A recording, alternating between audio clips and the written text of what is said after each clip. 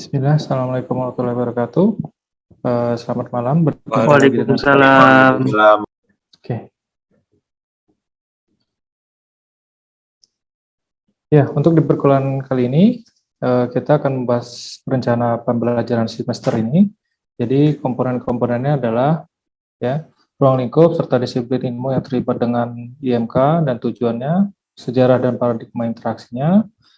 Jadi kemudian juga ada prinsip-prinsip usability, analisis tugas dan jenis analisis tugas, prinsip desain, ide dan cara mendapatkan ide, pembuatan desain, prototyping, help dan penanganan kesalahan, ya, penanganan evaluasi empiris, computer supported cooperative work and ubiquitous computing, ya, information visualization, audio and agents, website, dan menguasai interaksi antara manusia komputer dan pengembangan user interface yang sederhana.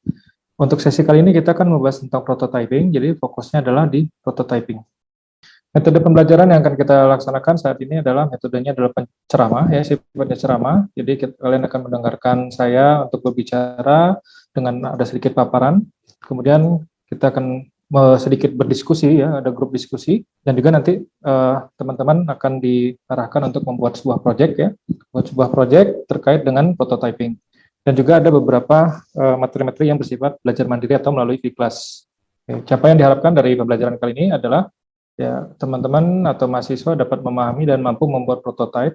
Indikatornya adalah pemahaman konsep prototyping. Jadi kalian itu diharapkan untuk paham dulu apa sih prototyping, kemudian kalian mengenal dan menguasai alat bantu prototyping tersebut. Itu adalah indikator dari perkuliahan ini. Ya, secara definisi, prototype adalah sebuah metode dalam pengembangan produk dengan cara membuat rancangan, sampel, atau model dengan tujuan pengujian konsep atau proses kerja dari sebuah produk. Jadi, prototype itu adalah kita membuat sebuah model yang serupa dengan bentuk aslinya. Ya, itu adalah simpelnya seperti itu. Nah, kalau misalnya kita dihadapkan dengan tampilan seperti ini, kira-kira teman-teman ini punya pendapat apa sih terhadap dua tampilan seperti ini? Kira-kira apa yang teman-teman pikirkan dari tampilan ini? Halo Pak, selamat malam. Ya. Untuk mohon izin untuk pendapat saya mengenai gambar ini. Yang sebelah kiri itu terlalu kaku sih Pak. Kaku, ya. Sebelah kanan. Terus kemudian yang sebelah kanan tuh enak dilihat aja sih Pak. Oke, enak dilihat ya. User friendly. User friendly. Yang lain gimana? Kevin atau Fidelis? Vicky, gimana, ada pendapat? Gimana Vicky? Kalau dari saya hampir sama sih Pak, kayak Agung jawabnya user friendly-nya. Soalnya yang sebelah kiri tuh kayak kelihatan agak lebih apa namanya? Kayak jadul gitu Pak, kalau yang sebelah kanan tuh udah lebih ke ngetren zaman sekarang gitu Pak. Lebih enak dilihatnya juga gitu. Ya, betul. Jadi sebenarnya ya, kalau kita melihat ya dari tampilan gambar ini, mungkin pandangan teman-teman pasti akan selalu sama, dibilang yang kiri itu jadul, yang kanan itu lebih modern gitu ya, lebih kekinian gitu ya. Dan semuanya kedua desain ini sebenarnya mengikuti konsep dasar kalkulator fisiknya. Fisik, yaitu ada angkanya, ada tombol operasinya, kemudian ada tombol sama dengan kedua aplikasi ini sama-sama berfungsi sebagai sebuah kalkulator.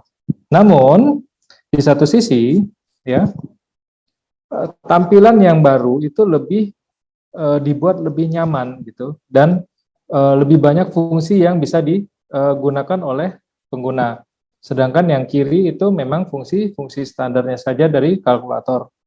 Ya, kemudian ada pergeseran desain. Jadi kita bisa melihat ada pergeseran desain ketika Windows XP ya, ini jadi kalkulator di Windows XP, dan sedangkan di sebelah kanan ada kalkulator di Windows 10.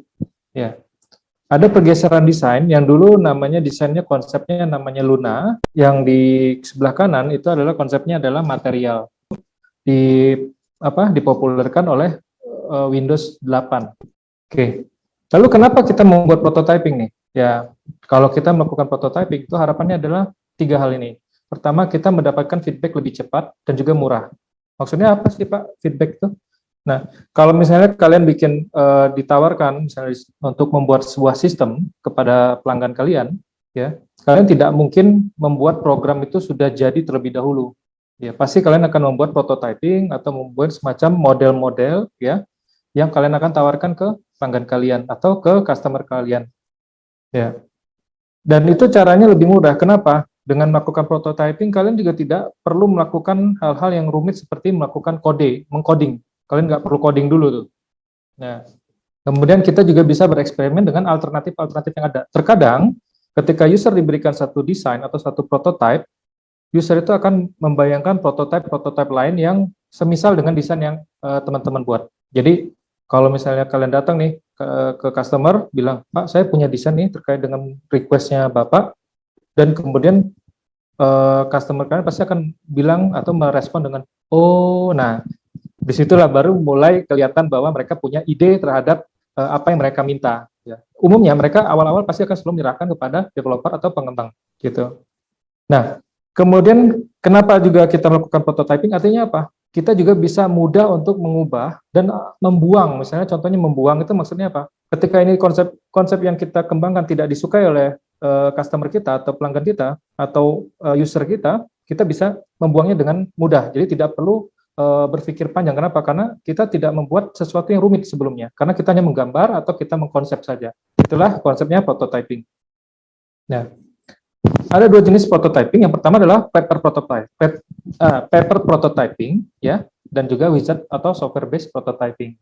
Nah, yang fokus kita kali ini mungkin lebih cenderung ke paper prototyping ya. Kemudian nanti di akhir-akhir kita akan bahas sedikit tentang wizard atau software based prototype, di mana nanti ada beberapa banyak software yang bisa teman-teman gunakan ya untuk prototyping menggunakan software. Tapi konsep dasarnya atau yang harus kita pelajari atau kita pahami adalah bagaimana kita membuat suatu prototipe dengan menggunakan alat bantu yang mungkin sifatnya manual, yaitu seperti kertas atau mungkin papan tulis atau semacam ya mungkin post-it wizard dan post-it ya tempelan post-it gitu ya. Ya karena kertas-kertas post-it yang kadang ditempel di papan tulis atau mungkin di depan komputer gitu. Ya itu kita bisa manfaatkan untuk membuat prototipe. Nah, kalau kita membuat suatu prototipe, kita akan dihadapkan dengan dua tingkat keakuratannya ya. Jadi kalau misalnya kita mau bikin prototype itu ada dua jenis keakuratan atau tingkat fidelity-nya atau prototype fidelity-nya. Yang pertama high, yang kedua adalah low.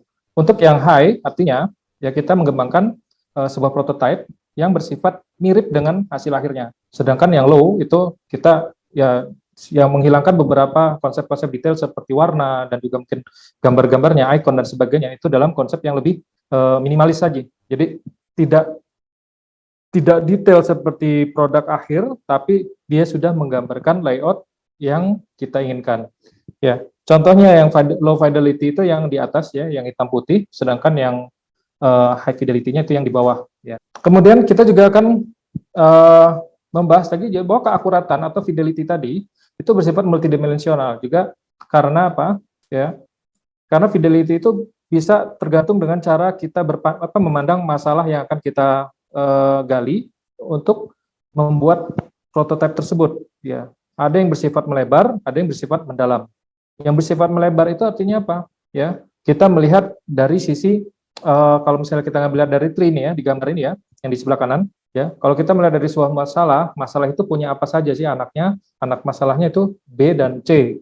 Kemudian masalah yang berikutnya adalah D, E, F. Jadi tidak mendalam, tapi dia melihat secara melebar. Nah itu ya, itu adalah fidelity yang bersifat melebar. Jadi cukup beberapa fitur ya untuk dari beberapa tugas yang kita akan terjemahkan dalam bentuk prototype. Jadi yang penting-pentingnya saja. Jadi makanya disebut dengan melebar.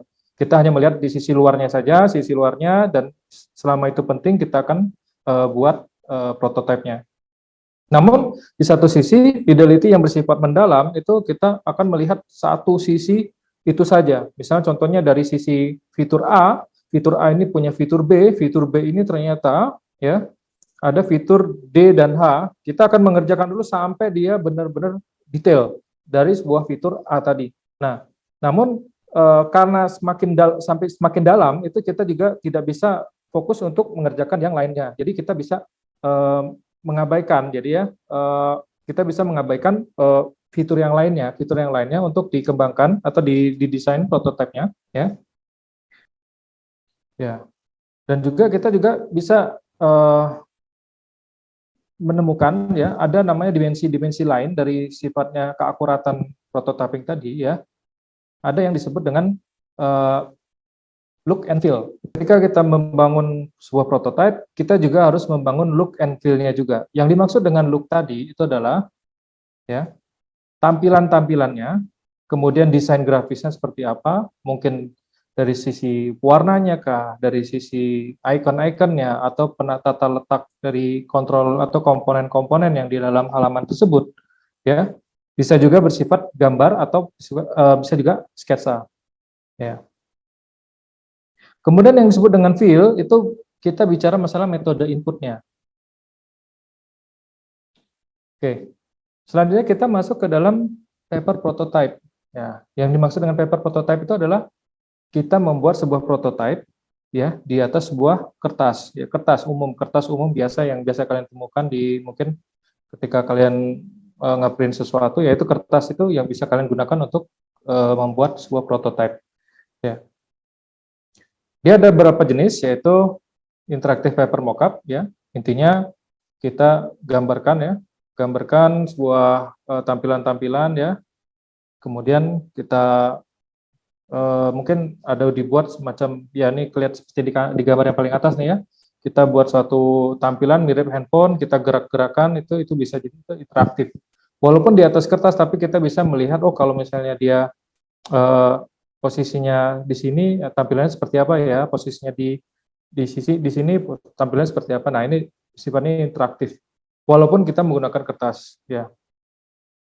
Kemudian kita, ya ini tadi contohnya di sini adalah lembaran kertas yang menggambarkan window, menu, atau kotak dialog. Jadi kita buat nih, jadi kertas-kertasnya nih.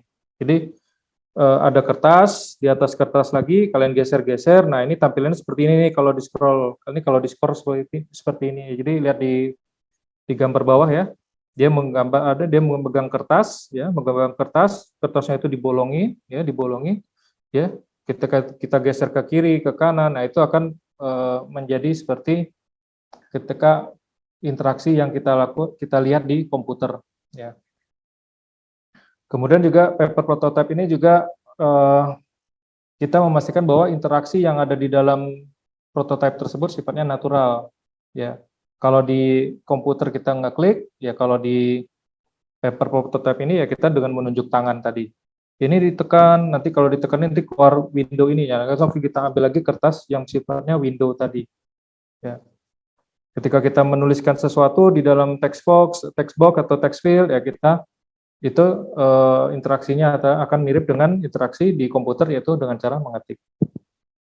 Dan paper prototype ini artinya kita lebih cenderung adalah bagaimana seseorang bisa meniru ya bagaimana komputer itu beroperasi, ya, mengambil dan menaruh benda, ya maksudnya mengambil dan menaruh benda itu tadi misalnya contohnya ketika kita ngebuka aplikasi, ya kalau di komputer klik 2 kali itu muncul ya, tapi kalau di paper prototype adalah prosesnya adalah kita mengambil sebuah tampilan ya, ada sebuah mockup dalam bentuk lembaran, kita taruh di atas whiteboard atau mungkin di atas karton putih ya, nah itu sama seperti proses ketika komputer itu membuka sebuah program, ya.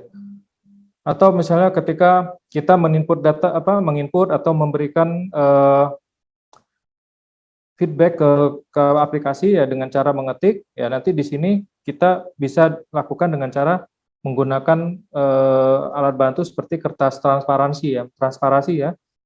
Kalian tempelkan di halaman tertentu, kalian tuliskan dengan spidol, nah itu nanti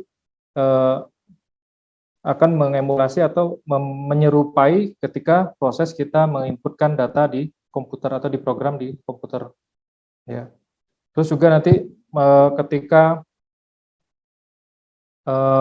misalnya ada sebuah dialog, misalnya kita menggambarkan ya di sini misalnya contohnya di gambar yang di atas nih ada tombolnya, kita tunjukkan ke klien kita, ini kalau ini tombol ditekan nanti akan bergetar. Nah itu ya kita bisa menjelaskan kira-kira efek-efek apa saja yang akan terjadi dengan tampilan yang kita tampilkan tadi. Ya, misalnya dengan menekan tombol akan bergetar atau akan munculkan dialog box, ya. Itu adalah salah satu cara seseorang untuk menirukan bagaimana komputer itu beroperasi. Ya, ini salah satu fungsi dari paper prototyping ini juga. Ya. Dan juga di sisi high fidelity in depth, artinya apa? Ya, mungkin di sisi prototypingnya itu tidak terlihat secara detail, tapi ketika kita ambil contoh, ya setelah Bapak atau Ibu mengisikan formulir ini dan menekan tombol submit, ya, tekan tombol submit dengan di paper tadi, ya, dengan menggunakan alat bantu tadi, kalian akan menjelaskan, ya, setelah menekan tombol submit, sistem akan aplikasi akan mengirimkan datanya ke sisi aplikasi, ke server, di server akan diolah, kemudian akan memproses formulir tersebut. Setelah formulir selesai, itu akan mengirimkan email. Dengan kita mengutarakan seperti itu, berarti kita sudah melakukan high fidelity in depth-nya di dalam paper prototyping ini. Ya. Lalu kenapa kita memilih paper prototyping? Ya, pertama, gampang ya dibuat ya. Ya, menggambar itu lebih mudah daripada kita membuat program. Yang kedua adalah gampang diubah. Karena bersifat paper based, kita cukup menggantikan apa yang perlu diubah dengan cara mungkin menumpuk atau melakukan koreksi terhadap bagian-bagian mockup yang sudah kita buat. Dan tidak ada pengkodingan lagi di sini. Di paper prototyping ini juga kita fokus hanya ke gambaran umumnya atau gambaran yang besarnya saja. Jadi tidak perlu sampai kita bikin yang sampai detail ke misalnya ke tombol ini diklik, itu akan dia akan melakukan apa, kita gambar semuanya, itu tidak perlu sampai seperti itu. Ya, kadang cukup dengan menggambarkan tampilan umumnya saja, ya user itu sudah mendapatkan ide dan dia akan menguangkan ide-idenya lagi. Dan bahkan paper prototyping ini kita tidak perlu punya skill coding ya, tidak perlu mempunyai skill coding. Jadi programmer ya tidak perlu dilibatkan juga tidak ada masalah. Bahkan orang yang tidak punya pengalaman coding sama sekali atau pengalaman programming sekalipun itu bisa membantu untuk membuat prototyping ya. Jadi kalau ini disebut ya hanya membutuhkan keahlian setara anak TK. Artinya yang gambar garis-garis saja, kotak-kotak. Alat bantu apa sih yang kita butuhkan ya ketika untuk membuat paper prototyping ini ya? Umumnya ya, pertama kita punya white poster board ya, atau mungkin whiteboard ya, ukurannya yang mungkin 11 inci atau 11 kali 14 inci atau mungkin ukurannya ya sekitar berapa ya, yang umumnya lah papan besar itu yang biasa ada di ruangan meeting itu cukup ya. Kemudian ada kartu indeks ya, kartu-kartu yang bisa tempel atau post-it tahu kan ya, lembar post-it yang dia bisa ditempel-tempel itu kita bisa gunakan ya untuk sebagai apa, representasi menu atau konten window atau kotak-kotak dialog. Nah, yang kedua lem ya, lem itu untuk menempel ya, fungsinya jelas sekali itu. Jadi kalau misalnya kita tidak menggunakan post-it atau tidak ada kertas yang punya perekatnya, kita bisa gunakan lem untuk perekatnya. Ya. Kemudian kita juga bisa gunakan stiker label putih atau kalau misalnya korektif ini ya, tape ya, korektif tape. Jadi ada kan mungkin kalau kalian cari di toko buku itu ada kayak slot tip ya, slot tip kertas yang buat memperbaiki tulisan ya, tinggal lem. Nah, itu bisa kita manfaatkan untuk membuat text box ya. Text box mau bikin checkbox itu nanti kita bisa tempel tape tadi tuh.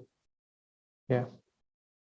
Kemudian kertas transparansi, ya kita bisa gunakan kertas transparansi itu, jadi kalau misalnya kita sudah punya desain, terus kita ingin mencoret-coret desain tersebut, ya kita gunakan kertas transparansi tersebut untuk mensimulasikan, misalnya kalau misalnya user mengetik sesuatu, atau misalnya mensimulasikan bahwa terjadi pesan baru, atau ada desain baru, itu kita bisa gunakan kertas transparansi tersebut sebagai alat bantu. Nah, kemudian ada mesin fotokopi ya. Ya kalau misalnya kita punya mesin fotokopi kan sekarang udah ada tuh banyak printer yang memang sudah bisa menyediakan fungsi fotokopi juga ya, yang nggak terlalu besar tapi dia bisa melakukan fungsi fotokopi. Tujuannya adalah ya kita misalnya punya tampilan window yang kosong itu, daripada kita gambar berkali-kali, kita buat berkali-kali, ya cukup difotokopi saja. Nah itu sangat membantu ketika proses prototyping. Nah, yang terakhir adalah pena, spidol, gunting, dan selotip. Ya, intinya ketika kita membuat atau menggambar komponen-komponen di prototipe kita pasti akan menggunakan alat bantu tersebut. Oke. Nah, ini adalah tips-tips bagaimana kita melakukan paper prototyping ini. Ya. Yang pertama, sebisa mungkin buat dalam ukuran besar. Artinya apa? Jangan ragu untuk membuat prototipe dalam lembar kerja yang besar, atau jadi mungkin papan tulis besar, atau mungkin karton yang besar di atas meja yang besar gitu. Itu tidak, kalau bisa dilakukan hal seperti itu. Ya. Kemudian dibuat dalam bentuk hitam putih. Jadi tidak usah berpikir, oh ini harus diwarnakan, dikasih warna merah, putih, dan biru, hitam. Itu tidak perlu. Yang penting kalau bisa user itu bisa membedakan ya antara hitam, putih, mana ini window, yang mana dia text box dan sebagainya. Gambar kalian cukup hitam putih saja, itu berarti sudah memenuhi kriteria dari paper prototyping. Dan kita juga tidak perlu mengeluarkan biaya lebih dari untuk warna, ya, untuk spidol warna dan sebagainya. Ya. Kemudian tips yang berikutnya adalah kita mengubah beberapa tampilan spesial atau feedback dalam bentuk audible atau mendeskripsikan dengan ucapan. Contohnya, ya, tooltips. Tooltips itu misalnya kalau misalnya kalian menggerakkan mouse kalian ke atas tombol, ya, atau mungkin ke atas, di atasnya link, itu kemungkinan ada muncul teks. Nah, hal-hal seperti itu kita bisa simulasikan dengan cara menyuarakannya. Jadi Pak, kalau misalnya tombol ini di atas, ada mouse di atas tombol ini, nanti akan muncul tooltips. Nah, tooltipsnya seperti ini misalnya gitu. Nah, kalian gunakan kertas transparansi, kalian gambarkan di situ boleh, atau kalian menggunakan kertas yang kalian letakkan di atas tombol tersebut. Ya. Kemudian drag drop, ya misalnya contohnya ketika drag drop kalian bisa buat sebuah kertas ya yang mencerminkan icon, jadi kalian tempelkan, kemudian kalian ambil, kalian geser kemana, ke kiri, ke kanan. Nah, ini bisa menyimulasikan proses drag drop tadi, ya, animasi, progress bar dan sebagainya. Kalian bisa lakukan hal-hal tersebut dengan audible. Misalnya untuk progress bar, kita tidak mungkin menggambarkan progress bar yang dia bergerak dari 0 sampai 100%, tapi kita bisa suarakan, kita deskripsikan. Jadi ini ada progres Pak, ya, atau Bu, ya. Kalau misalnya prosesnya itu hampir selesai, dia akan terus bergerak sampai prosesnya selesai, ya. Warnanya akan berubah nih dari, kemudian di sini ada persentasenya akan berubah sesuai dengan progres yang sudah dilakukan oleh sistem. Yaitu jadi kita menyuarakan komponen-komponen visual yang sifatnya spesial tadi. Dan yang paling penting adalah memastikan bahwa setiap lembar atau bagian-bagian prototipe yang kita buat tadi itu kan pasti kan ada banyak yang bagian-bagian kecil-kecil itu, dan itu gampang tercecer. Jadi kita bisa gunakan folder, map, atau amplop untuk menyimpan komponen-komponen kecil itu dan diberikan tulisannya. Misalnya ini komponen icon untuk halaman misalnya gitu, halaman depan gitu kan, atau karusel, komponen karusel untuk di halaman depan toko online gitu. Itu kalian gambarkan, ya, kalian simpan, kalian kumpul di dalam amplop, ya, kalian masukkan dan kalian tulis itu. Nah, itu bisa menjadi satu tips and triknya. Ya. Nah, kalau misalnya kita sudah berhasil membuat prototipe, ya, tahap selanjutnya lah kita harus menguji coba. Ya, kita harus uji coba itu hasil desain kita utarakan, kita presentasikan ke pelanggan kita atau ke user kita. Ya. Ya, cara menguji cobanya gimana ya? Kita mungkin bisa minta tolong dengan tim desain kita untuk membuatkan hasil prototipe tadi ke dalam komputer.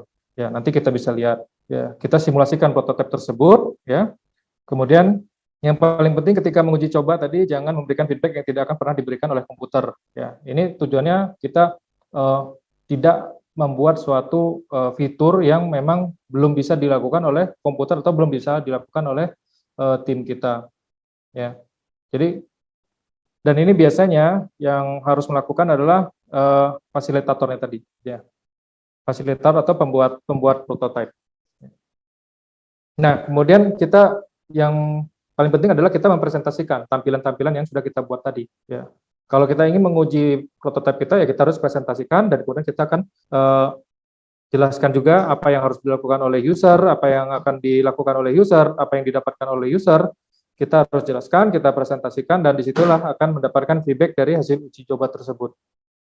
Ya. Dan ini terkait dengan proses selanjutnya, yaitu minta pendapat user. Ya. Kita harus minta pendapat user. dengan cara memastikan testing itu terarah dan juga berada di jalur yang sesuai. Jadi artinya ketika kita mempresentasikan itu harus sesuai dengan alurnya.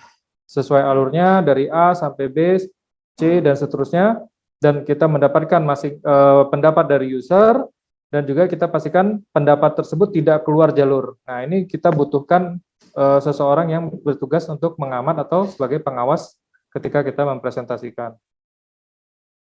Nah, di sini juga ada juga tahap yang dimana kita tidak diharapkan untuk tidak memberikan komentar terhadap apa yang kita memberikan komentar kepada pengguna. Maksudnya kita Pak, ini bagusnya seperti ini loh, ini bagusnya seperti ini. Jadi bagusnya seperti A, bagusnya seperti B itu kepada pengguna itu sebisa mungkin tidak dilakukan ketika menguji coba prototype. Ya. Karena apa? Karena ketika kita memberikan komentar, artinya proses uji coba tersebut itu tidak berjalan dengan lancar. Kenapa? Karena apa yang diinginkan user itu akan menjadi bias gitu loh. Jadi ada campur tangan dari si pengembang sehingga kita tidak mendapatkan feedback dari user tersebut secara natural. Ya. Nah, yang terakhir adalah ketika menguji coba, intinya kita harus mencatat semua pendapat.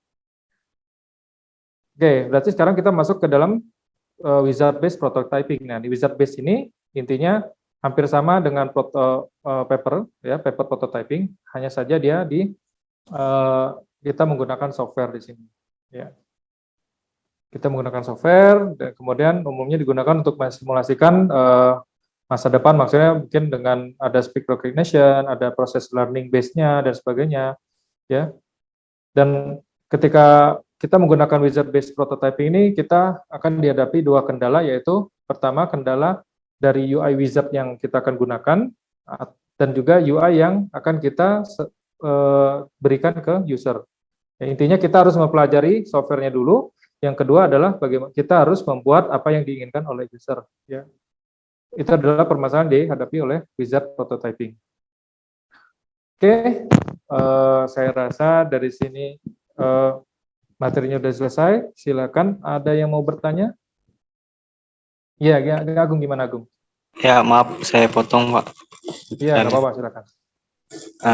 Jadi tuh pada dasarnya prototype itu berbeda dengan UI UX ya, Pak? Sama, UI UX. UI atau UX itu adalah proses kita mendesain. Proses mendesain. Sedangkan desain tadi itu harus kita tuangkan dalam bentuk model yang kira-kira menyerupai dengan apa yang kita desain tadi. Misalnya kita mendesain sebuah tampilan ya form pendaftaran. Nah, UI UX tadi itu kita bicara masalah letaknya di mana yang bagus, apa warnanya apa yang bagus, mungkin ada tombolnya posisinya di mana, itu UX-nya. Nah, ketika kita sudah menentukan konsep tersebut ya kita gambarkan, ya kita buat kertas, kita gunting, kita kasih posisinya di mana, itu sesuai dengan UX dan UI dan UX tadi. Karena prototype tadi ya itu sebenarnya adalah UI dan UX yang memang kita modelkan ke dalam bentuk fisiknya. Gitu. Oh, berarti secara gambaran kasar prototipe itu gambaran kasarnya gitu ya, Pak? Atau gimana? Jadi gini, kalau misalnya UI atau UX itu kita bicara masalah konsepnya itu yang masih mengawang-awang di dalam otak kita, kemudian kita tuangkan dalam bentuk visual atau bentuk fisiknya, nah itu namanya prototyping tadi. Dan prototyping itu adalah bagian dari UI dan UX tadi. Ya. UX itu kita bicara user experience. Jadi apa yang akan dialami oleh user terhadap tampilan yang kita buat. Itu makanya UX tadi. Dari prototype yang kita buat, UX-nya seperti apa? Misalnya, kalau misalnya kemarin beberapa waktu yang lalu saya sempat menanyakan kenapa tombol form login itu rata-rata di sebelah kanan ya, di pojok kanan atas ya. Kenapa? Karena dari situ kita ada beberapa user experience yang menyatakan scroll bar itu posisinya selalu di sebelah kanan. Dan untuk dekat dengan posisi scroll bar tersebut, mouse itu dekat dengan form login, maka kita letakkan phone loginnya di sebelah kanan dan di bagian atas. Nah, itu bentuk user experience-nya tadi. UI-nya seperti apa? Ya, UR-nya tadi, user experience-nya seperti apa, UI-nya seperti apa. Nah, kita gambarkan dalam bentuk prototyping tadi. Ya. Jadi itu udah bagiannya dari situ, prototyping. Ya, bagus. Terima kasih, Agung. Kira-kira ada lagi? Mungkin cukup sih Pak. Ya, terima kasih Oke. banyak Pak, atas jawabannya. Ya.